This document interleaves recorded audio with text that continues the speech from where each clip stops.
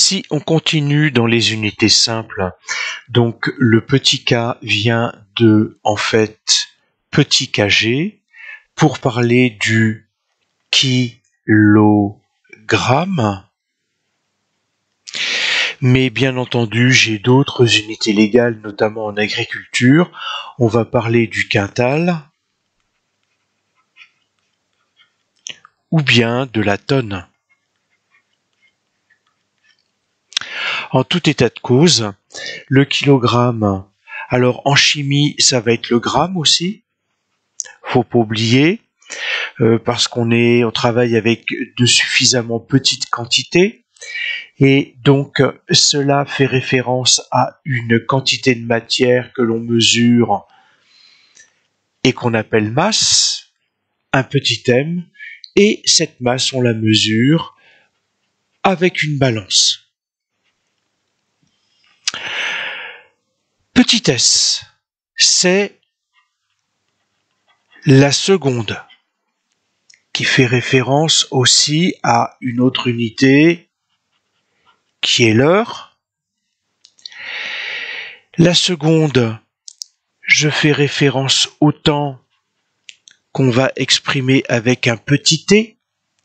Et donc, pour mesurer le temps, on va avoir besoin surtout d'un chronomètre. Grand A, c'est pour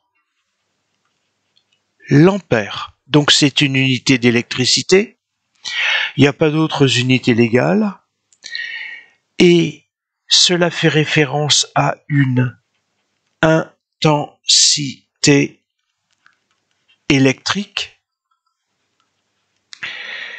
qui a pour symbole soit grand I si il s'agit d'un courant continu ou petit i si c'est un courant alternatif. Et donc pour mesurer une intensité, j'ai besoin d'un ampèremètre. Et combien de fois j'ai entendu un ampèremètre sert à mesurer des ampères? Eh bien non, un ampèremètre sert à mesurer une intensité au même titre que le chronomètre ne sert pas à mesurer des secondes, mais bien un temps. Alors, j'en profite pour rappeler que l'ampèremètre, on va le représenter de la sorte. Il est inclus dans un circuit. J'ai un pôle positif, un pôle négatif dans le cas d'un courant continu. Sinon, si j'ai un courant alternatif, normalement, la sortie du courant se fait par la branche COM.